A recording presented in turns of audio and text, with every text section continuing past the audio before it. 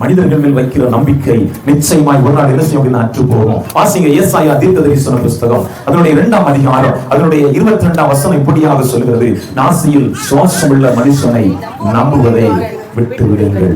அவர் சொல்ல, நாசியில சுவாசமுள்ள மனுஷனை நம்புவதை விட்டு விடுங்கள். அதுல மூக்குல சுவாசம் இருக்கான்னு பாருங்க. என்ன சொல்றாங்கன்னா பிரேதத்தை கூட நம்பலாமா? அப்படிதானே? அப்படின்னு சொல்ல, நாசியில் சுவாசம் உள்ள நம்புவதை பார்க்கலாம் ஜீவனுள்ள தேவன் மேல் பற்றுதலா இருப்பதே நல்ல. உங்களுக்கு இன்னொரு வசனத்தை கூட காட்டிதார. மீகா வாசிங்க, மீகா 7ஆம் அதிகாரம் அதனுடைய 5ஆம் வசனம்.